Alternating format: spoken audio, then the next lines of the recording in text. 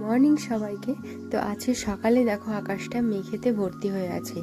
তো ঘরে বসে বসে জানলাটা যখন খুললাম বিছানাটা গুছিয়ে, দেখলাম আকাশটা কালো মেঘেতে ভর্তি।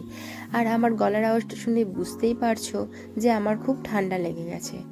আর এই যে দেখো সারা গাছ দুলে বেড়াচ্ছে, এতই হাওয়া দিচ্ছে। আর এই যে পাশে দেখছো এটা আমাদের বাড়ির আম গাছ।